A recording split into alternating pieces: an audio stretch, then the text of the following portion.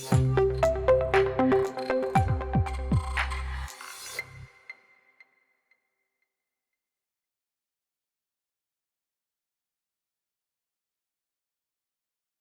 Students, आज हम combined trapezoidal footing के बारे में बात करेंगे। इसका डिज़ाइन कैसे होता है और इसका अपना वैल्यूज़ कैसे निकालती हैं, साइज़ कैसे निकालते हैं।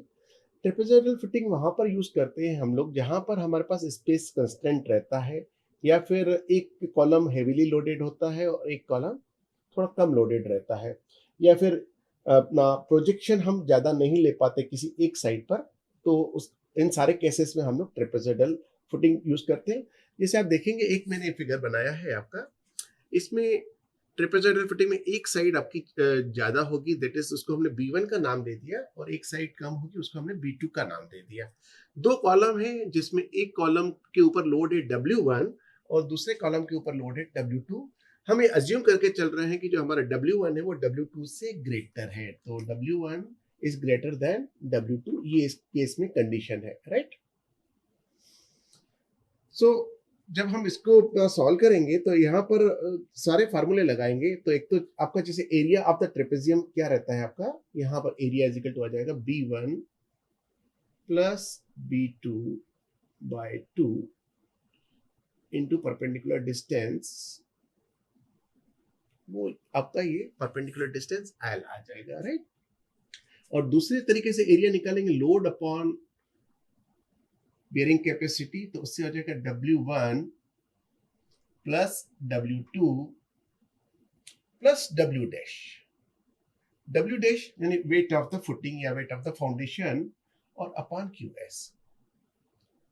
अब इस तरीके से आपके पास दो फार्मूले आ गए। अगर आप दोनों को इक्वेट करते हैं तो ये आपके पास आ जाएगा B1 plus B2 by 2 into L is equal to W1 plus W2 plus W dash upon QS। जब इक्वेट करेंगे तो यहां पर हमको B1 प्लस B2 की वैल्यू आ जाएगी। B1 plus B2 is equal to twice W1 plus W2 plus W dash upon QS। अब यहां से हमको एक इक्वेशन बन गया, इसको इक्वेशन नंबर 1 दे दीजिए। तो यहां से आपको B1 प्लस B2 का टर्म्स में सारी जो नॉन टर्म्स हैं उनकी उस टर्म्स में B1 और B2 की वैल्यू आ जाएगी, राइट। अच्छा, पिछले लेक्चर में जब हम आपको बता रहे थे रेक्टेंगुलर फुटिंग के बारे में, तो हमने आपको CG का निकाल के दिया था कि x bar is equal to W1 into L upon W1 plus W2, ठीक है। ये हमने पिछले उसमें सॉल्व करके बताया था। तो x बार की वैल्यू, ये जो CG है, इस कॉलम से जो डिस्टेंस है वो हमारा इस टर्म्स में आ जाएगा। अच्छा, ट्रेपेजियम के केस में जो CG है आउटर एज से लॉन्गर कॉलम की, हेवियर कॉलम के उससे जो आपका आएगा, उसका CG की वैल्यू आता है आपका L by 3 into B1 plus 2B2 upon B1 plus B2, right. तो ये यहां से आपको एक वैल्यू आ गई। अब ये जो है, this is also equal to A1 plus X bar. ये आप देख सकते हैं यहां पर, ये A1 है और ये x बार है, ये CG की वैल्यू। CG की वैल्यू यहां से अगर इसको पुट करेंगे तो A1 प्लस एक्स बार, या it is also equal to, यहां से अगर आप देखें तो A2 plus L minus X bar, ये is equal to also equal to A2 plus L minus X bar. अब यहां से जब आप इक्वेट करते हैं तो आपके पास एक और इक्वेशन मिलेगा। वो इक्वेशन आपका आएगा, इसको आप इक्वेट कर दीजिए। यहां पर एक्स बार की वैल्यू पुट कीजिए, L by 3 B1 plus 2B2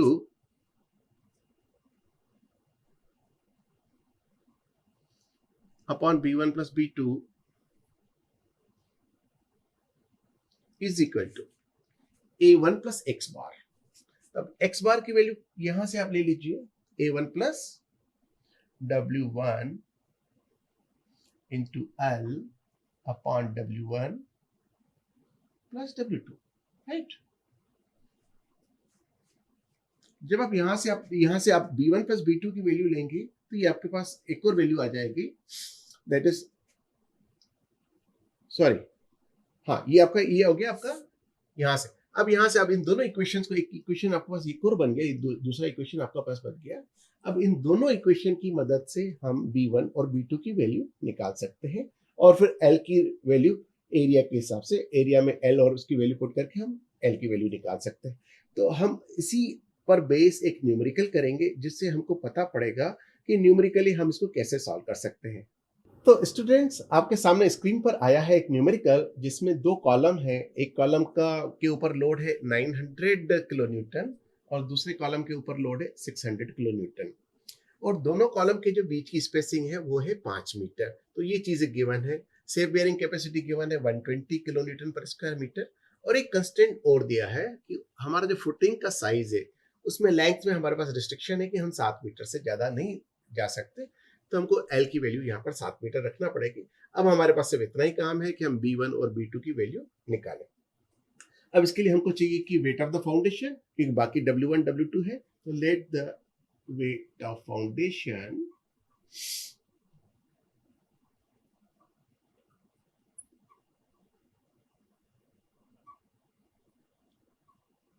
is equal to W dash. अब इसको आप मान लीजिए 10% of the total weight imposed. तो W1 प्लस W2 हो गया आपका, W1 प्लस W2 हो गया आपका 900 प्लस 600, ये हो गया 1500 किलो न्यूटन। ठीक है। अब इसका 10% अगर हम ले लेते हैं वेट ऑफ फाउंडेशन, तो W डैश की वैल्यू क्या आ जाएगी, W dash is equal to 10% of 1500, ये हो गया 150 किलो न्यूटन, राइट। अब यहां से आपको एरिया मिल जाएगा, area is equal to W1 plus W2 plus W dash upon QS। ये आपके पास वैल्यू आ गई, ये आपका टोटल हो गया 1650। ये 1650 की वैल्यू यहां पर आप पुट कर दीजिए और QS की वैल्यू आप पुट कर दीजिए 120। यहां से आपको एरिया मिल जाएगा, कैलकुलेट कर लीजिएगा। अब आपके पास आएगा दूसरा फार्मूला जहां से आपको एरिया निकालना था, that is B1 plus B2 by 2 into L। ठीक है। अब B1 plus B2 by L, तो L की वैल्यू हमारे पास गिवन है 7, तो B1 plus B2 by 2 into 7 is equal to 1650 upon 120, और B1 plus B2 is equal to 1650 into 2 upon 120 into 7। यहाँ से आपको B1 प्लस B2 की वैल्यू आ जाएगी 3.93 वैल्यू आ जाएगी आपकी, कैलकुलेट करके देख लीजिए 3.93 मीटर। तो आपके पास इक्वेशन आ गया B1 plus B2 is equal to 3.93 metre. तो इस तरीके से आपने इसकी वैल्यू निकाल दी 3.93 मीटर, एक इक्वेशन बना लिए। अब हम दूसरे इक्वेशन की बात करें तो एक हमारे पास जो डिस्टेंस ऑफ CG है फ्रॉम लॉन्गर एज, यहाँ से जो डिस्टेंस ऑफ CG है उसके लिए हमारे पास फार्मूला है distance of CG from longer as,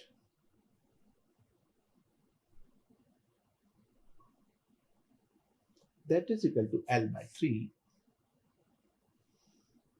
B1 plus 2B2 upon B1 plus B2। ठीक है। एक अपना हमारे पास ये हो गया।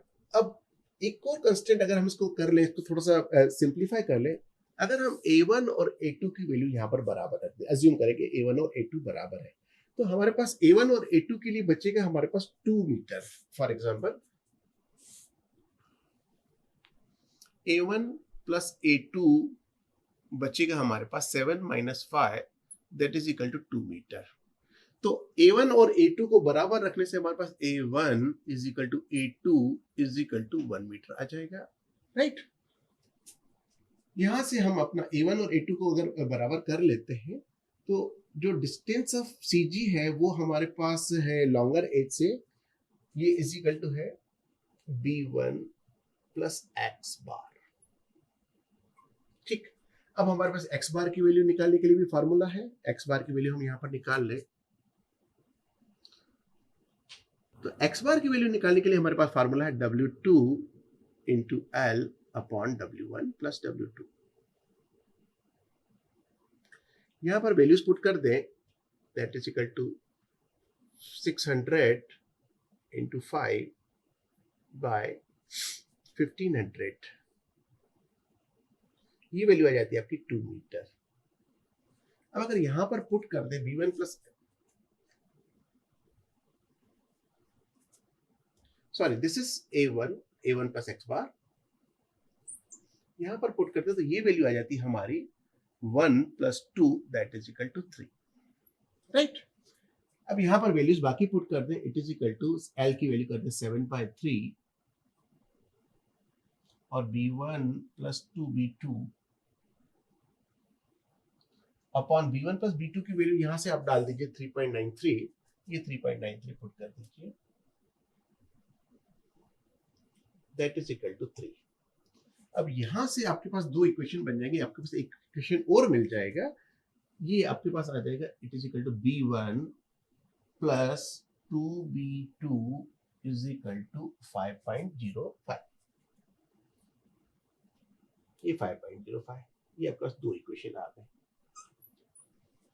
दोनों इक्वेशन अगर आप सॉल्व कर ले, एक आपके पास इक्वेशन है B1 plus B2 is equal to 3.93 और एक इक्वेशन है आपके पास B1 plus 2B2 is equal to 5.05। तो यहाँ से आपको वैल्यूज मिल जाएंगी। B1 की वैल्यू आपको कैलकुलेट करेंगे तो यहाँ पर B1 की वैल्यू आपको मिल जाएगी, B1 is equal to 2.81 metre and B2 is equal to 1.12 metre, right, 1.12 metre. So students, इस प्रकार से हम अपना जो है कंबाइंड ट्रेपेजॉइडल फुटिंग को डिजाइन करते हैं। सो आज के लिए इतना ही। Thank you very much.